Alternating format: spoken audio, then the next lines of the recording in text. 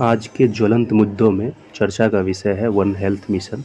आइए जानते हैं ये चर्चा में क्यों है। G20 के chief scientific adviser round table की फर्स्ट मीटिंग रामनगर में हुई, जिसमें भारत के principal scientific adviser Ajay Kumar Sood ने कहा कि भारत के वन हेल्थ मिशन का अनुसरण पूरी दुनिया करेगी। आइए जानते हैं वन हेल्थ मिशन क्या है। वन हेल्थ मिशन एक ऐसा दृष्टिकोण है जो मानता है कि मानव स्वास्थ्य, पशु स्वास्थ्य और हमारे चारों ओर के पर्यावरण के साथ घनिष्ठ रूप से जुड़ा हुआ। इसको ऐसे समझिए, ह्यूमन की हेल्थ को ठीक करने के लिए हमें एनवायरनमेंट की हेल्थ को ठीक करनी होगी, और एनवायरनमेंट को ठीक करने के लिए यहाँ पे रहने वाले एनिमल की हेल्थ भी ठीक करनी होगी, तभी हमें एक इंटीग्रेटेड हेल्थ अप्रोच मिलेगी। और जितने भी फ्रेगमेंटेड डिपार्टमेंट्स हैं जो अलग अलग काम करते हैं, अब उन्हें कोऑर्डिनेटेड तरीके से काम करना होगा। अब इनके प्रिंसिपल्स के बारे में थोड़ी चर्चा कर लेते हैं। Health is an integrated and interconnected paradigm. इसका कहने का सेंस ये हुआ, जो ह्यूमन हेल्थ है वो इक्वली डिपेंडेंट है एनिमल के हेल्थ पे और एनवायरनमेंट के हेल्थ पे। साथ ही साथ अगर मान लीजिए कि इसको ऐसे भी समझिए कि जैसे आपने बहुत सारे हॉस्पिटल्स बनवा दिए लेकिन पब्लिक पार्क नहीं बनवाए। आपने क्यूरेटिव हेल्थ पे तो ध्यान दिया लेकिन प्रिवेंटिव हेल्थ पे ध्यान नहीं दिया। उससे क्या होगा कि केसेस बढ़ने लगेंगे। इसीलिए आपको इंटीग्रेटेड तरीके से देखभाल करनी होगी वन हेल्थ प्रोग्राम को लेकर के। आइए अब हम जानते हैं कि वन हेल्थ मिशन जो है, प्रोग्राम जो है वह कहाँ से लिया गया।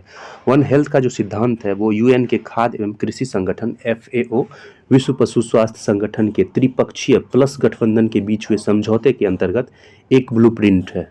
इसका उद्देश्य मानव स्वास्थ्य, पशु स्वास्थ्य, पौधे, मिट्टी, पर्यावरण और पारिस्थितिकी तंत्र जैसे विभिन्न विषयों पर साझा करने के लिए अनुसंधान और ज्ञान को कई स्तरों पर साझा करने के लिए प्रोत्साहित करना है, जो सभी प्रजातियों के स्वास्थ्य में सुधार, उनकी रक्षा व बचाव के लिए जरूरी है। अब इनके फोकस एरिया पे बात कर लेते हैं।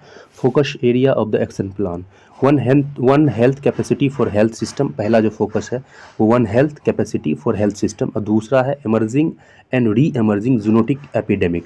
अब ये जूनोटिक क्या होता है, जूनोटिक डिजीज़ क्या होता है कि जूनोटिक डिजीज़ ऐसा डिजीज़ होता है जो किसी जानवर से किसी इंसान में फैलता हो। इसका जो एग्जांपल आप बोल सकते हैं निपाह वायरस, ठीक है।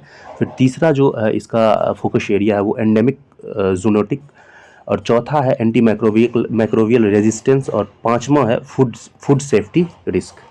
अब हम वन हेल्थ मिशन के अप्रोच के बारे में बात करते हैं, किस तरह से अप्रोच अपनाया जाए कि वन हेल्थ मिशन के टारगेट को अचीव किया जा सके। ये हमारा जो मिशन है वो मल्टी सेक्टोरल और कन्वर्जिंग अप्रोच के साथ बढ़ना चाहिए।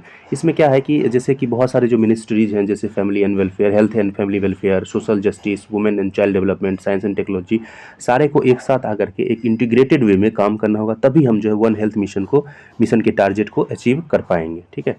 फिर इसके जो एक जो प्रोसीजर है, जो प्रोसेस है, उसको हम थोड़ा सा समझने की कोशिश करते हैं। सबसे पहले अंडरस्टैंडिंग, फिर सर्विलांस, फिर एग्जिस्टिंग डायग्नोस्टिक मेथड और न्यू मेथड। तो सबसे पहले जो अंडरस्टैंडिंग है किसी डिजीज़ के प्रति, अंडरस्टैंडिंग हमें कैसे होगी, तो उसके लिए हमको सर्विलांस करने की आवश्यकता होगी। सर्विलांस में क्या करेंगे, वायरल पैथोजेंस के बारे में जानेंगे, पैराजिटिक पैथोजेंस के बारे में जानेंगे, फिर जूनोटिक पैथोजेंस के बारे में जानेंगे, ट्रांसबॉन्डरी पैथोजेंस के बारे में जानेंगे। अब ट्रांसबॉन्डरी पैथोजेंस क्या होता है, ट्रांसबॉन्डरी पैथोजेंस होता है जो वैसा डिजीज़ जो एक से ज़्यादा देशों में फैल चुका है, उसे हम बोलते हैं ट्रांसबॉन्डरी पैथोजेंस बोलते हैं। जैसे ही हमें पता चल जाएगा ये किस टाइप का पैथोजेंस है, तो उसके हिसाब से हम लोग एग्जिस्टिंग डायग्नोस्टिक मेथड से उसे पता कर लेंगे किस टाइप का ये पैथोजेंस है। फिर उसके बाद अगर हमें एग्जिस्टिंग डायग्नोस्टिक मेथड से हमें पता नहीं चल पाएगा कि ये किस प्रकार का पैथोजेंस है, तो फिर हम न्यू मेथड अप्लाई करेंगे। फिर अगर पता चल जाएगा तो फिर हम इंटीग्रेटेड अप्रोच से सारे जो डिपार्टमेंट्स है या फिर जो वन हेल्थ मिशन का जो लक्ष्य है उसके थ्रू हम आगे बढ़ेंगे। वन हेल्थ मिशन के आगे की जो राह है उसके बारे में हम देखते हैं। कोविड-19 महामारी ने संक्रामक रोगों के दौरान वन हेल्थ सिद्धांत की प्रासंगिकता को विशेष रूप से पूरे विश्व में जूनोटिक रोगों को रोकने और नियंत्रित करने के रूप में प्रदर्शित किया है। भारत को पूरे देश में इस तरह के एक मॉडल को विकसित करने और दुनिया भर में सार्थक अनुसंधान सहयोग स्थापित करने की आवश्यकता है।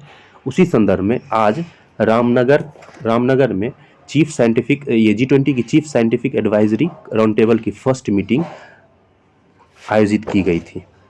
अनुसंधान के साथ साथ हमें जागरूकता फैलाने और वन हेल्थ मिशन के लक्ष्यों को पूरा करने के लिए निवेश बढ़ाना समय की मांग है। आइए हम आगे बढ़ते हैं आज के एडिटोरियल में जो दिया हुआ है आज के पेपर में, न्यूज़पेपर में।